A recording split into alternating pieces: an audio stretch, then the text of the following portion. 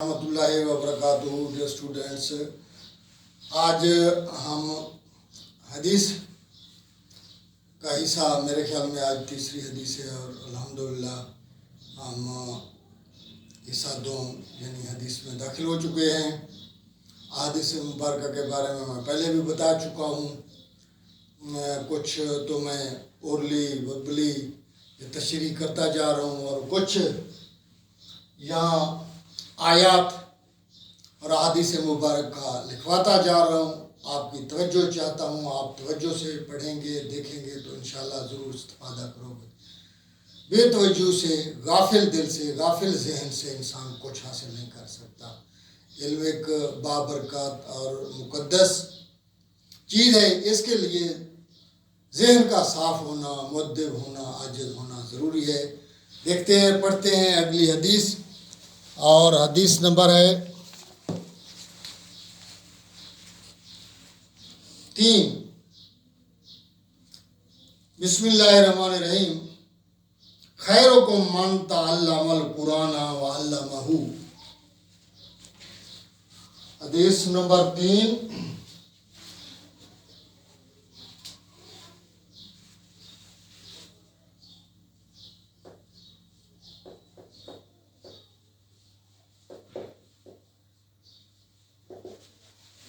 اور حدیث ہے خیرکم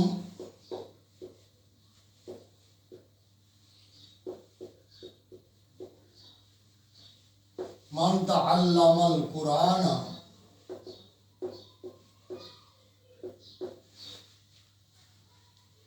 خیرکم من تعلم القرآن وعلمہ.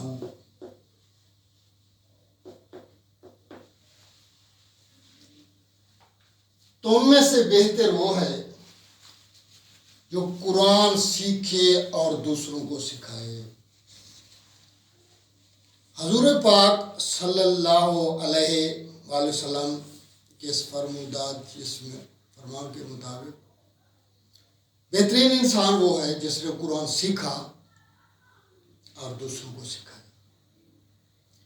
اب قرآن کون سیکھتا ہے، کیسے سیکھتا ہے، اس کے لیے پہلے بھی میں بتا چکا ہوں.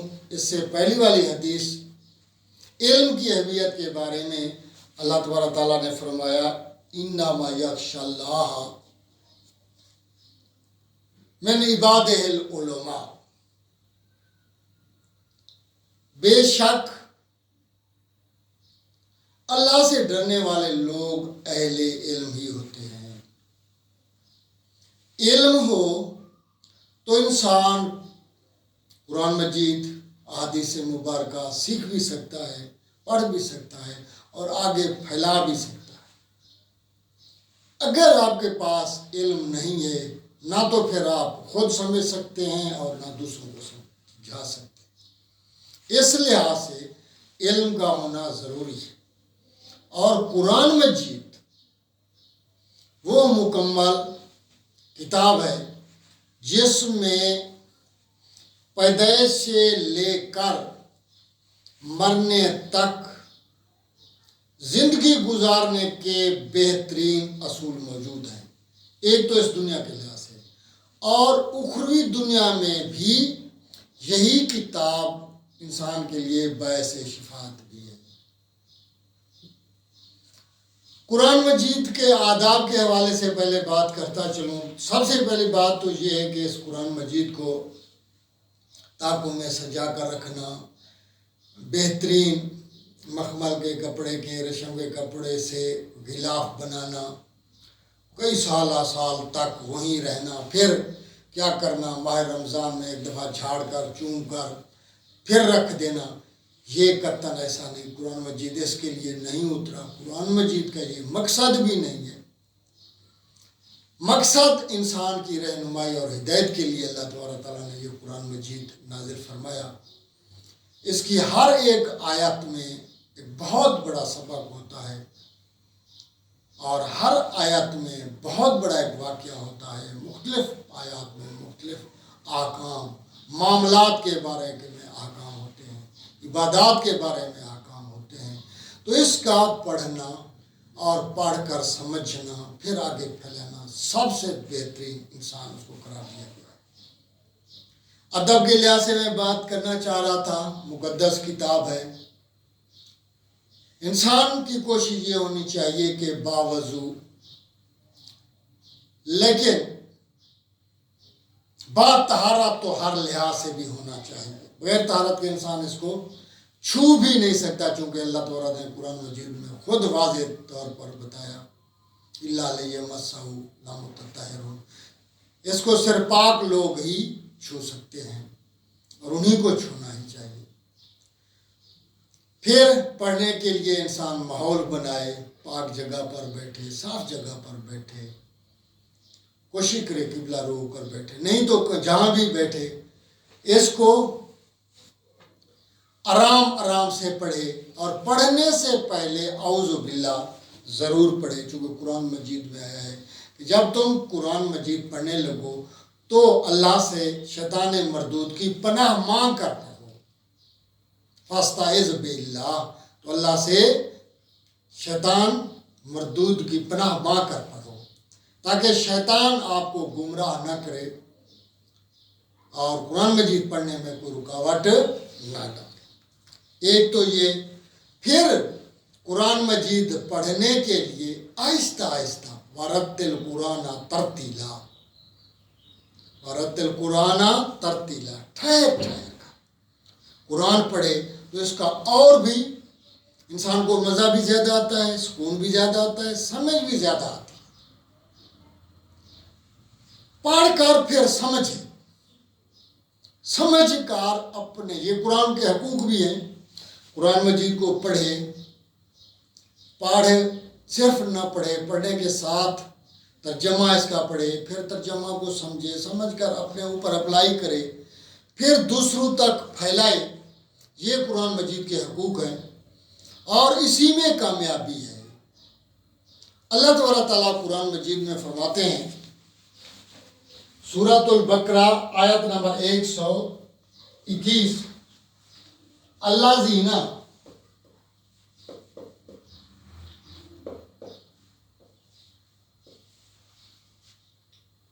آتیناہم الکتاب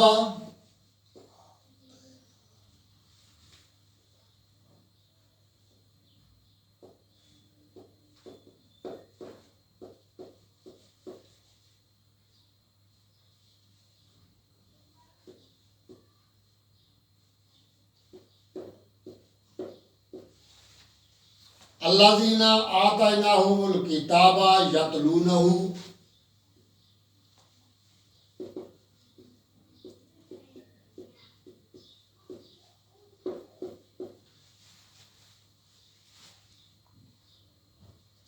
حق تلاوتہ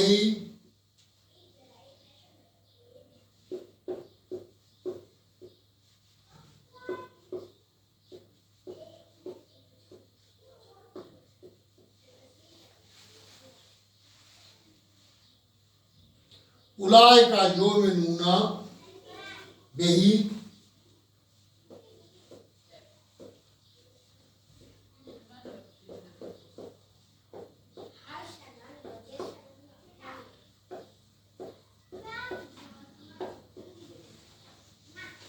وَيُكَفِّرْ وَمَن يَكْفُرْ بِهِ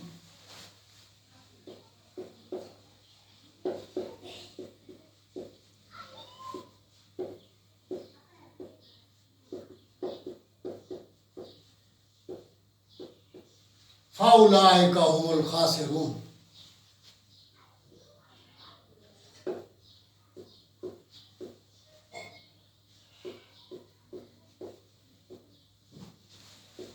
فَأُولَئِكَ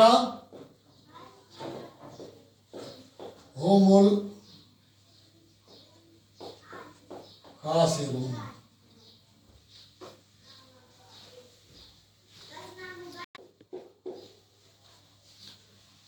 بسم اللہ الرحمن الرحیم، میں دوبارہ سمجھاتا چلوں۔ الذین آتیناہم الکتاب یتلونہ حق تلاوتہ اولئک یؤمنون بہ ومن یکفر بہ فاولئک هم الخاسرون۔ سورۃ البقرہ کی آیت نمبر 121۔ وہ لوگ جن کو ہم نے قرآن مجید دیا، عطا کیا گیا، وہ اس کی تلاوت کرتے ہیں، اس طرح تلاوت کرتے ہیں جس طرح اس کا حق ہے۔ اولئک یؤمنون بہ، وہ اس پر یقین رکھتے ہیں، اس پر ایمان رکھتے ہیں۔ ومن یکفر بہ، اور جو لوگ نہیں مانتے اس کو، فاولئک هم الخاسرون، یہ لوگ گھاٹا پانے والے میں سے ہیں۔ اللہ تبارک تعالیٰ کا واضح پیغام ہے کہ جو لوگ اس کو پڑھتے ہیں اور پڑھنے کا حق ادا کرتے ہیں، میں نے ابھی بتایا تھا کہ حق ادا کرنے کا طریقہ کس طرح ہو کہ باادب ہو کر، پاک ہو کر، ذہن بنا کر، اور پھر تجوید کے ساتھ کوشش کرے۔ علماء کرام سے انسان سیکھے تجوید، قرات کے ساتھ پڑھے، قرات کے ساتھ پڑھتے پڑھتے اس کے مطلب بانی کو سمجھنے کی کوشش کرے، ترجمہ کے ساتھ پڑھے، پھر اس کی تشریح کو پڑھے، پڑھ کر اس کو پھر سمجھے، سمجھنے کے بعد اپنے اوپر اس کو اپلائی کرے، اور اس کے بعد پھر دوسروں تک اس کو پہنچائے۔ یہ اس کے حقوق ہیں، حق کا تلاوت ہی جس طرح حق ہے۔ اگر ایسا نہیں کرو گے، جو لوگ نہیں مانتے، کفر کرتے ہیں، انکار کرتے ہیں، وہ پھر گھاٹا پانے والے میں سے۔ حضور پاک صلی اللہ علیہ وآلہ وسلم کی حدیث ہے، اللہ تعالیٰ اس کتاب کی وجہ سے کئی قوموں کو بلندی عطا فرماتا ہے اور کئی قوموں کو پستی کی طرف لے جاتا ہے۔ مطلب یہ ہے کہ جو لوگ اس قرآن مجید کو اپنا رہنما بناتے ہیں، وہ قومیں ترقی کی منازل طے کرتی ہیں، دین و دنیا کی بھلائیاں، آسانیاں اور کامیابیاں وہ حاصل کرتے ہیں۔ اگر یہ لوگ قرآن مجید کو پاس سے پشت ڈال دیتے ہیں تو بربادی، گمراہی ان کی قسمت بن جاتی ہے۔ جس طرح حضرت علامہ اقبال رحمۃ اللہ علیہ فرماتے ہیں، وہ معزز تھے زمانے میں مسلمان ہو کر، اور تم خوار ہوئے تارے کے گناہ ہو کر۔ یعنی ہم سے پہلے ہمارے اسلاف، انہوں نے قرآن مجید پر عمل کیا، اس کو سمجھا، سمجھ کر پڑھا، اپنے اوپر اپلائی کیا، پھر دوسروں تک اس پیغام کو پہنچایا، جس کی وجہ سے انہوں نے ترقیاں اور کامیابیاں حاصل کی۔ لیکن ہم وہ لوگ ہیں، نام کے مسلمان ہی صحیح،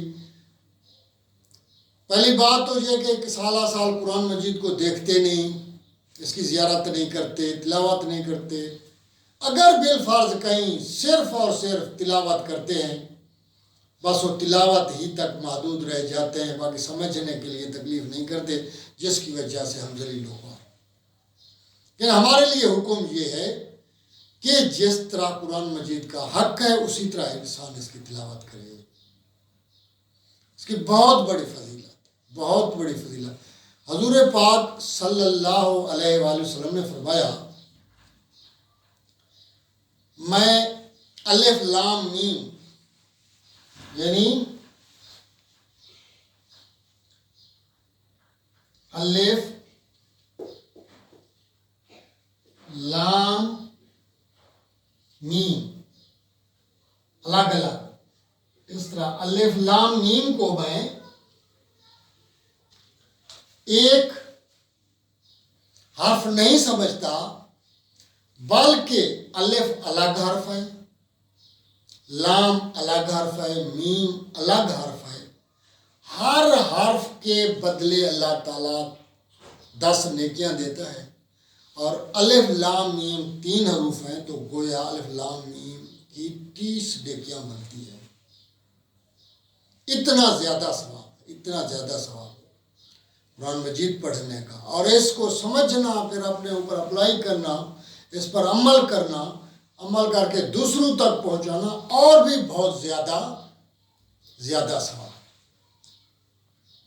اس لحاظ سے حضور پاک صلی اللہ علیہ وسلم کی ایک اور حدیث ہے، اپنی آوازوں کو قرآن سے آراستہ کرو۔ مطلب یہ ہے کہ قرآن مجید کو خوش الہانی سے پڑھو، بہترین آواز سے. جس طرح پہلے میں سمجھا چکا ہوں، اللہ تبارک تعالیٰ نے وَرَتِّلْ قُرْآنَ ترتیلا، ٹھہر ٹھہر کر آہستہ آہستہ اور بالکل بہترین آواز میں، تجوید میں، قرات میں پڑھو تو انسان کو مزہ ہی آ جاتا ہے. اس طرح نہیں ہے کہ انسان کوئی کہانی کی کتاب پڑھ رہا ہو، نہیں، بلکہ قرآن مجید کو قرآن مجید ہی کر پڑھا جائے. حضور پاک صلی اللہ علیہ وآلہ وسلم کی ایک اور حدیث ہے کہ قیامت والے دن اس کا مفہوم یہ ہے کہ یہ کتاب اپنے پڑھنے والے کی شفاعت کرے گی، یعنی یہ اللہ تعالیٰ سے پڑھنے والے کے لیے سفارش قرآن مجید کرے گا کہ اس کو اللہ تعالیٰ بخش دے. ایک اور حدیث ہے، حضور پاک صلی اللہ علیہ وآلہ وسلم نے فرمایا